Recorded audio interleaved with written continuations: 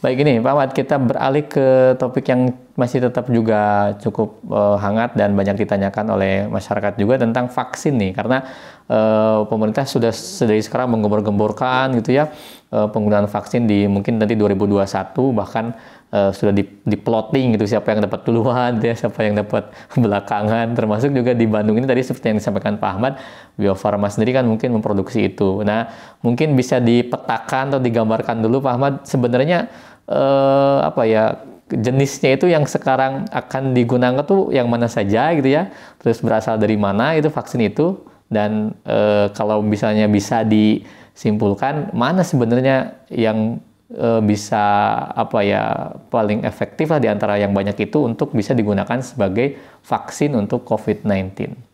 Silakan Pak Ahmad. Ya, memang kalau kita bicara vaksin, jangan lupa konteks vaksin itu dalam rantai pengendalian wabah itu di mana. Jadi kalau misalnya Betul. rantai sepanjang ini gitu ya, inilah virusnya di sini, ini adalah orang di sini. Nah, Ya, kenapa ada banyak lapisan ini? Ini kan kita berharap jangan sampai virus sampai ke sini kan. Nah, itu betul. ada lapisan berlapis, gitu. Perlawanan kita berlapis. Nah, cuma yang suka ingat, vaksin di posisi di mana? Vaksin itu di lapisan terakhir, Ya, terakhir ya. akhir ya. 3M itu di paling depan. Ya, Ya, jadi artinya masyarakat itu apa namanya physical distancing itu penting. Ya. Nah, di backup oleh 3T-nya pemerintah. Oke, jadi kalau misalnya ada yang jatuh sakit, itu segera 3T berjalan. Nah, nanti kontak telusur untuk nyari yang sakit ini ketemu sama siapa aja. Nah, makanya rantai ini panjang di sini. betul. Vaksin terakhir. Oke. Jadi artinya apa? Kalau misalnya nanti vaksinnya itu efektif ya, itu bukan bisa mudahkan kita untuk mengendalikan pandemi. Jadi vaksin yang sekarang memang ada beberapa uji yang sudah selesai ya fase 3 yang dari Moderna dan Pfizer itu selesai, dan rekap dari data mereka menunjukkan kelompok yang diberikan vaksin kejadian COVID-nya sedikit dibandingkan kelompok yang diberikan placebo. Jadi cuma air garam aja. Gitu. Ya.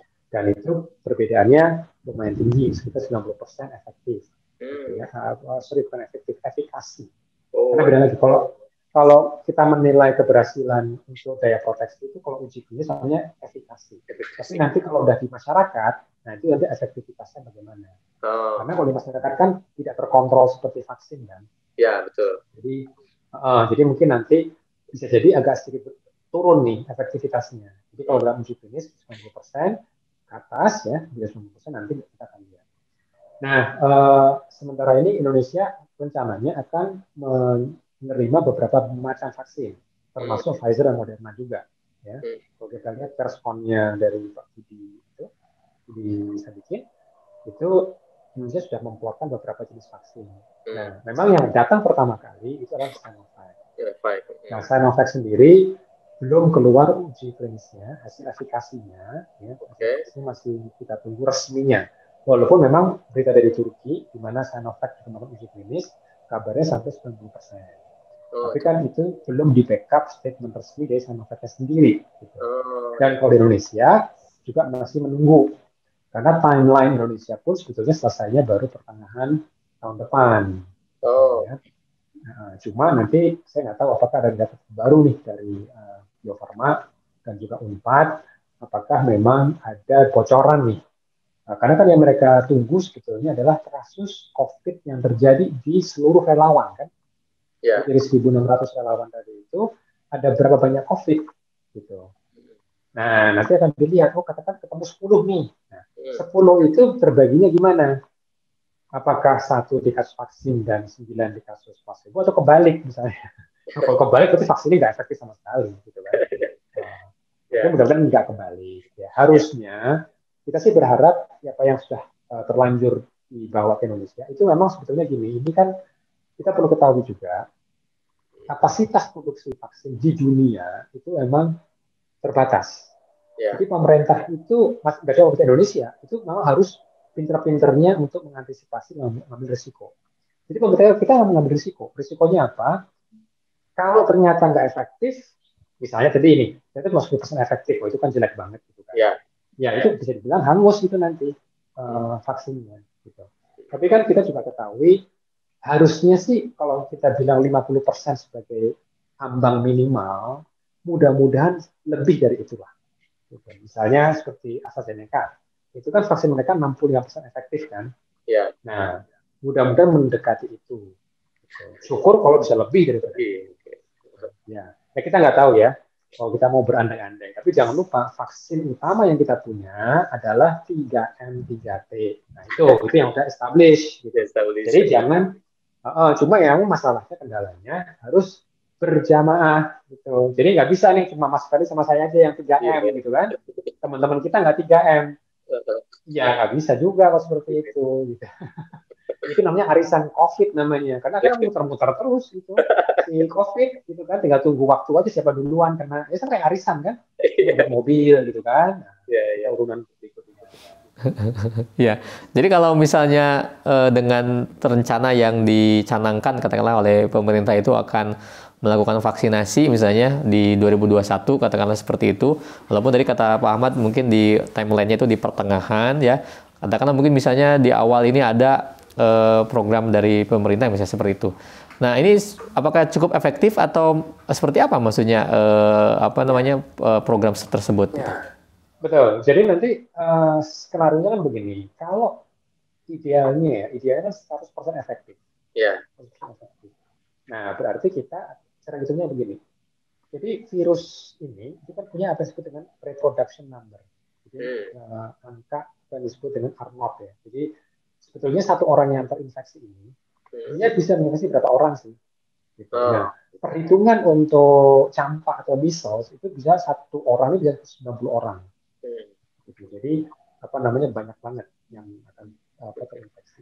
Tapi kalau virus ini itu satu orang ke 2 sampai 3 orang. Gitu. Jadi dia nggak menyebar bebas itu enggak.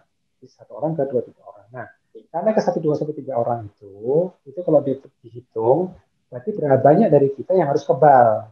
Ya. Nah, perhitungannya sekitar 60-70% harus kebal dari virus ini. Okay? Kalau kita anggap 60%, berarti berapa banyak sih penduduk Indonesia dengan 60% itu? Kan berarti kan berapa tuh? 60% kali 200 juta. Ya. Jadi sekitar 120 juta ya. Oke. Kalau kita ambil 60%. Tapi itu dengan asumsi apa? Asumsi efikasinya 100%. Tapi kalau misalnya nih ternyata turun, jadi katakan 70 atau 60, ya berarti nggak cukup kita vaksinasi 120 juta. Kita harus vaksinasi mungkin 180 juta. Gitu. Jadi ini dampaknya adalah kecakupan nanti, dampaknya itu. Itu yang harus kita lihat. Dan nanti harus ada prioritas.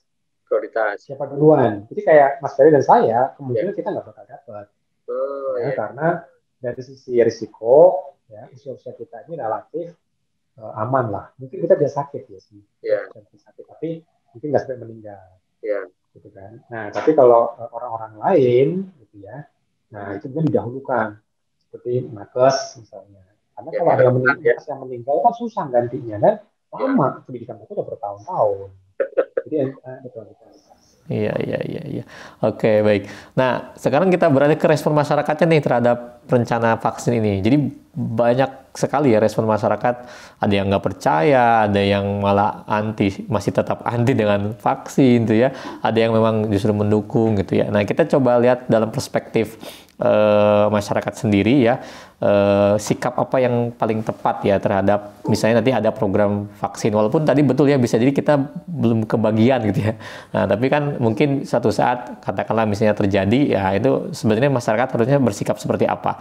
Nah mungkin dikaitkan dengan ini Pak Ahmad, karena juga kita kan mayoritas Muslim ya di Indonesia ini, dan juga saya pernah dengar juga nih ceramahnya Pak Ahmad di beberapa acara itu meng-highlight dalam perspektif Islam nih, vaksin itu sebenarnya seperti apa gitu, termasuk yang sekarang nih, apakah vaksin yang sekarang digunakan ini dalam perspektif Islam juga terkategori halal begitu, dan juga bisa digunakan oleh Muslim gitu.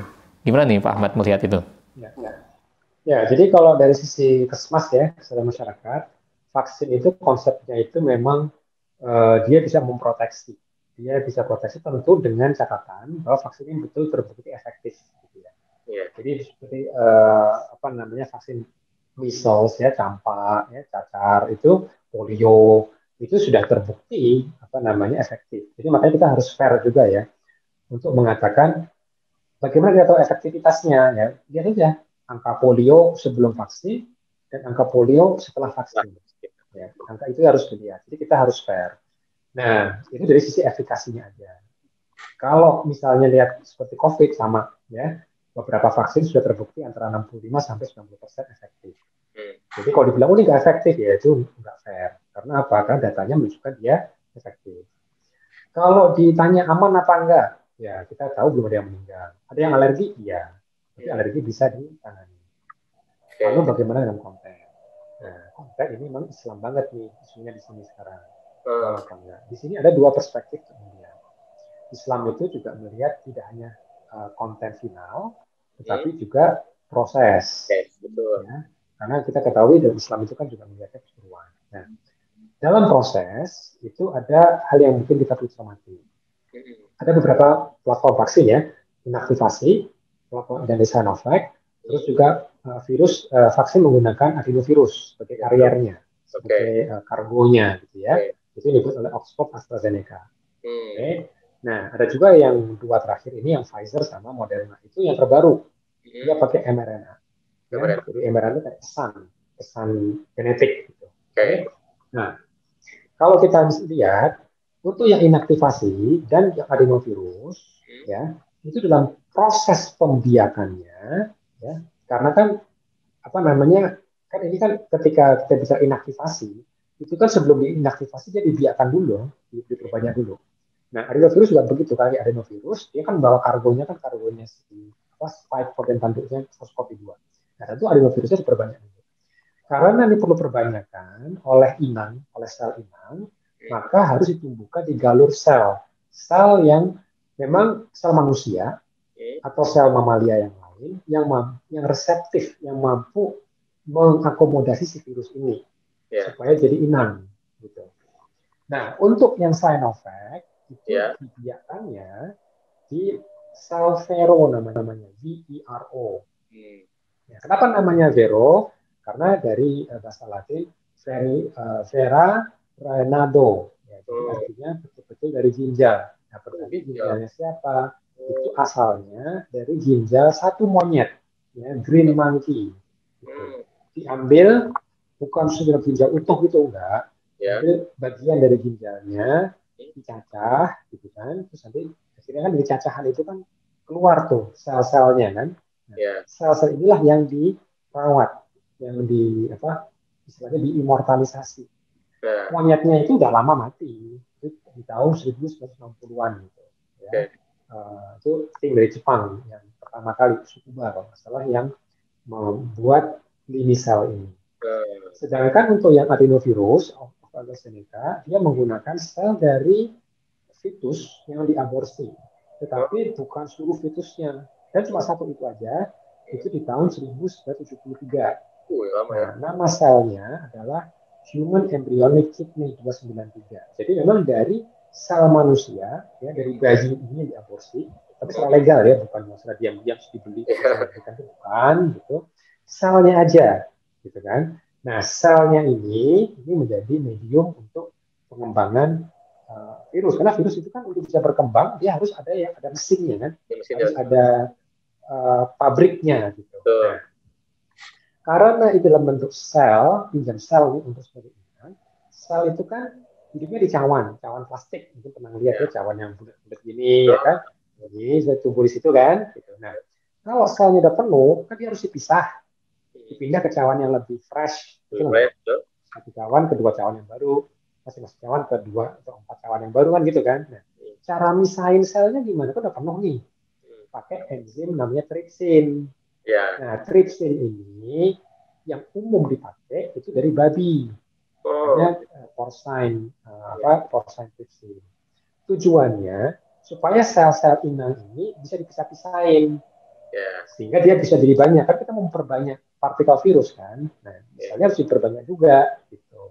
Nah, tapi nanti setelah kita mencapai angka maksimal, kan ada maksimalnya juga nih dalam proses pabrik itu. Virusnya dipanen kan. Nah, ketika dipanen itu dipisahin antara virus dipisahin dari sel tadi, sel entah sel monyet, jadinya vero atau sel tunagitri tadi itu dipisahin. Karena kan gampang misalnya, sel kan gede, jadi kan kecil. Ya. Jadi pakai saringan aja sebetulnya.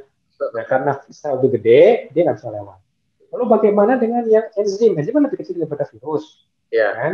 Nah, enzim yang diberikan tuh jumlahnya kecil banget, sedikit sekali. Ya. Nah, dalam proses tadi pemisahan tadi, itu namanya ada juga proses purifikasi. Ya, purifikasi. Nah, karena purifikasi bertingkat, artinya kita bisa bilang secara praktis, dalam konten finalnya tidak ada lagi sel, tidak ada lagi tripsin, tidak ada lagi bahan-bahan najis, sudah nggak ada. Gitu. Sehingga di sini bisa dilihat nih dua sisi. Kalau yang percaya mengenai proses, dia akan bertanya, kan pernah bersinggungan dengan porsain babi. Ya. Karena mereka fokus ke proses. Ya kan? Tapi yang fokus ke konten, mereka ngelihatnya. Tapi konten finalnya kan udah nggak ada. Udah hilang. Dan tripsin juga bukan bagian dari virus. Gitu. Itu kan dalam proses produksinya aja. Ada yang mengatakan, itu kan dari sel aborsi, dari sel manusia. Ya kan? Nah, tapi kan itu kan dulu. Jadi bukan sekarang nih untuk produksi vaksin kita langsung jalan-jalan remang-remang gitu kan. Mau nggak kamu aborsi? Saya bayar loh 10 juta. Saya vaksin, saya bayar 50 juta. Ngeri ya. Nah, itu nggak masuk akal itu. Karena setiap baru itu prosesnya ribet banget. Jadi nggak mau untuk melakukan itu. Jadi nggak masuk akal. Okay? Nah, jadi ada dua pendapat tadi kan. Nah, kalau kita mengacu pada Islamic Organization for Medical Science, IOMS, ya, itu mereka sudah ketemu di Kuwait 2 kali, tahun 95 dan 97. Membahas ini. Jadi karena mereka fokusnya di produk final, mereka mengatakan sudah terjadi dua hal, istihlak dan istihalah. Gitu. Ya, yang paling benar istihlak, itu sudah dilusi. Oke, sudah ada dilusi, sehingga apa? Sehingga kontennya itu bisa dibilang free dari porcelain product. Jadi itu.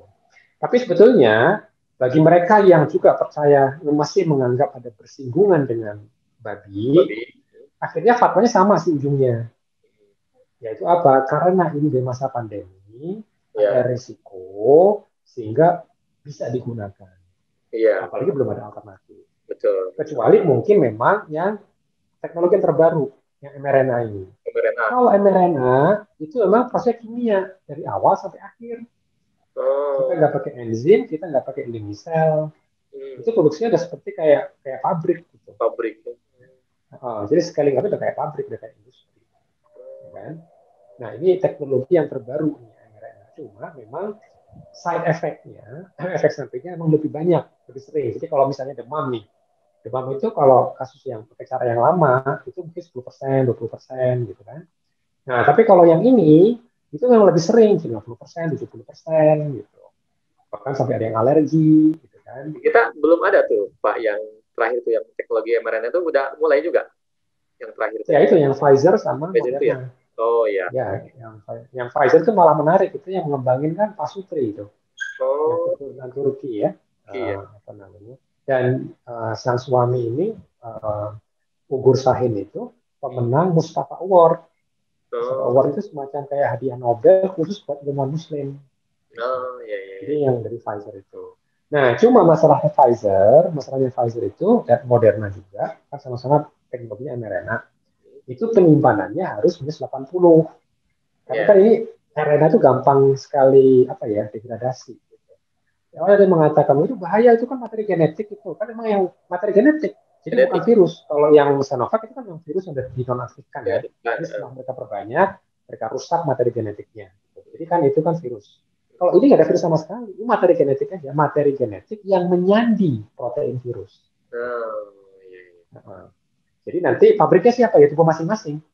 Kalau saya disuntik sama vaksin ini, kan nanti sel saya akan membaca pesan tadi itu, dan dia akan memproduksi tanduknya sel tanduknya si virus. Nah, karena tubuh kita belum pernah lihat tanduk tersebut, dia sebagai benda asing dan akan dibuatkan antibodi terhadap itu. Baik. Jadi kalau memang dilihat dari fakta tadi ya, dan juga apa namanya teknologi yang terbaru tadi sebenarnya memang ya ada dua pendapat apa ya tadi ya yang menyatakan perbedaan itu apakah dari prosesnya atau hasil akhirnya dan memang ada juga tadi yang pada ujungnya sih karena ini darurat misalnya tidak ada alternatif yang ujungnya juga menerima kan ya bahkan kalau untuk pengobatan ada juga ulama yang mengatakan dimakruhkan ya kalau untuk pengobatan untuk apa namanya menggunakan hal-hal yang diharamkan itu. Ya mungkin ini dalam perspektif lain lah ya seperti itu di Islamnya. Baik Muhammad, banyak sekali yang dapat kita dapatkan nih inspirasi atau jawaban yang cukup mencerahkan. Terakhir mungkin ini nih yang penting juga pesan ya pesan untuk masyarakat nih di kondisi sekarang yang juga ternyata belum cenderung turun ya malah terus naik bahkan ya selain mungkin prokes dan yang tadi disebutkan oleh Pak Ahmad kira-kira apa ini sikap apa yang harus ditanamkan dan bahkan dilakukan oleh masyarakat agar menghadapi pandemik ini bisa tetap survive dan juga tetap optimis tentunya juga untuk kebaikan semua. Kira-kira apa nih Pak Ahmad pesannya? Ya. Ya, kita ini juga mendengar ya berita ya 3 asatid yang terkenal ya. Ya. Yusuf Mansur terkenal, terus Ali Jaber terkenal, Betul. tapi juga Ustaz Agim ya, juga terkena Betul. COVID gitu ya. Ya, artinya ini menunjukkan pada kita virus ini tidak mengenal orang soleh atau orang bejat gitu ya. Virus cuma mengenal satu hal, reseptor AC2 pada manusia. Dan semua orang soleh, semua orang maksiat punya reseptor yang sama. Betul. Gitu. Dan kita juga sudah tahu virus ini memang penyebarannya lebih mudah di ruang tertutup. Okay. Nah, yang kita khawatir memang aktivitas pengajian, taklim yang masih dilakukan di ruang tertutup itu sebenarnya berisiko. Makanya harus betul-betul volume atau densitas diperhitungkan. Ya. Kalau misalnya biasanya penuh itu katakan kayak kelas nih, katakan 20-30 orang, anak, berarti kalau di masa COVID sebetulnya nggak boleh lagi sebanyak itu.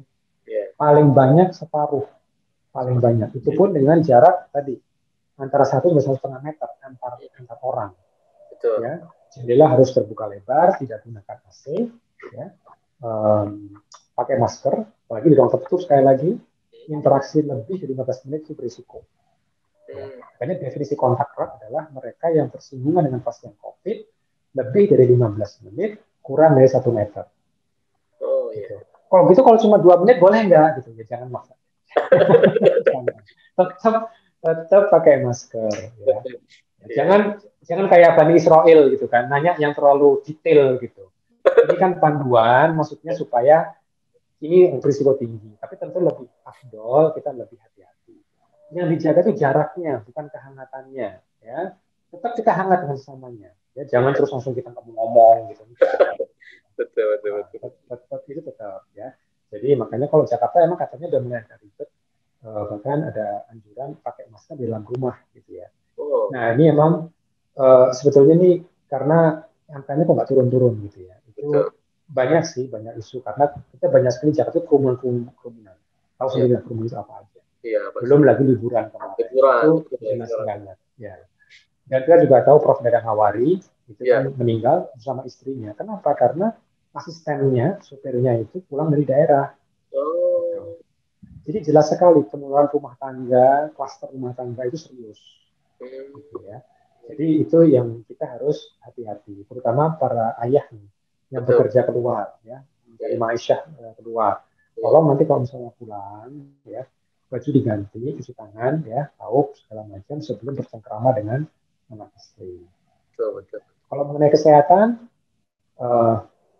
memang kita perlu banyak aktivitas ya, artinya jangan di depan komputer terus, ya, aktivitas exercise, gitu ya. Makanan yang bergizi penting. Kalau diskusi kita terutama kurangi gula, ya. Kurangi gula. Boleh kopi boleh, tapi gulanya tolong ditekan, jangan banyak-banyak. Ya, kalau biasanya dari 1 sendok, kurangi jadi 1/4. Kalau bisa tanpa gula. Tanpa gula bagus. Atau kalau misalnya adanya sasetan nih, kopi saset yang harus kita ini, adanya itu misalnya kan di kopi bubuk, gitu kan? Atau pakai kopi saset, tuangkan air panas, tapi jangan diaduk. Makan bubur, jangan diaduk. Jangan diaduk. Supaya apa? emang nggak enak, tapi ya kan pengen kan sementara kan, karena adanya kopi saset gitu kan, ya udah kan itu manis banget kan, itu Iya, sasetnya cuma gula. kopi. Lebih banyak gulanya daripada kopinya. Nah iya makanya, nah itu jangan diaduk gitu. Nah kalau misalnya untuk cowok-cowok nih, kalau misalnya untuk ukur kefitnessannya gitu ya, coba mulai push up 20 kali gitu ya, satu dalam katakan semenit gitu. Kalau misalnya 10 kali udah ngos-ngosan gitu ya, itu introspeksi. Itu lagi. Dengan sempurna ya, gak usah buru-buru. Satu naik. Cowok nih, harusnya bisa. Nah itu salah satu juga upaya kita supaya tertib. Karena apa? Pembuluh darah harus lancar. Ya. Banyak minum, banyak istirahat, jangan begadang. Kalau misalnya memang sangat penting banget harus ke bandara, ke stasiun, segala macam, saya sih nggak sarankan ya. Tapi kalau misalnya tugas kenegaraan harus pergi gitu kan, bawa pesan penting dan harus diberikan secara person, bandara itu masalahnya di pesawatnya aman, tapi menuju ke sana dan keluar dari pesawat yang bahaya. Nah kalau misalnya begitu, bawa notes sama bolpen, komunikasi dengan tulisan. Sebisa mungkin ini mulut ditutup pakai masker tadi itu kan, misalnya check-in, udah tunjukin aja, Mbak, ini dari awal, Mbak ini identitas saya, tunjukin. Apalagi ada di sini, tunjukin. Itu kalau kita mau betul-betul hati-hati. Ada orang nanya, kita udah punya tulisan tuh notes, nama saya ini. Udah ada template-nya. Nah, ada template itu mikir, kira-kira orang nanya apa gitu kan? Ayo ngobrol, tunjukin ini. Karena emang susah, karena antrian kan susah gitu kan, ya itu udah. Tapi kalau misalnya nggak harus keluar, ya aktivitas lokal aja. Kalau ke masjid misalnya ya, masjid yang lokal aja. Saya juga kalau ke masjid itu yang lokal, itu pun saya nggak lama-lama. Jadi datang, itu juga saya lihat kalau emang waktu-waktu sepi aja. Jadi, tapi kalau misalnya WA boleh, WA segala macam boleh, ramai di situ, diskusi, Zoom silakan, nggak ada masalah. Nggak tembus ini, nggak tembus di sini, nggak tembus. Nggak ya, transfer masuk lewat Zoom ya. Ini bukan kayak ring ya, ring yang bisa keluar gitu kan. Nah, virus nggak secanggih itu. Baik, alhamdulillah nih, luar biasa nih Pak Ahmad. Terima kasih banyak nih sudah menyempatkan waktu bersama kita untuk berbagi, menjawab beberapa pertanyaan dari masyarakat juga. Mudah-mudahan bisa bermanfaat dan mencerahkan bagi yang menyimak episode kita kali ini. Sekali lagi terima kasih Pak Ahmad atas waktunya ya. Jazakallah khairan katsira. Mudah-mudahan sehat selalu, yang paling penting Pak Ahmad ya. Dan terus bisa memberikan pencerahan, edukasi bagi masyarakat dan juga bagi kita semua. Terima kasih. Sahabat Inspiring Talk, kita sudah di akhir acara episode kali ini. Mudah-mudahan episode kali ini bisa memberikan inspirasi dan juga manfaat bagi kita semua, dan yang paling penting kita semua ada dalam lindungan Allah Subhanahu wa taala. Kita ketemu lagi di episode berikutnya Inspiring Talk, berbagi inspirasi meraih keberkahan ilahi. Assalamualaikum warahmatullahi wabarakatuh.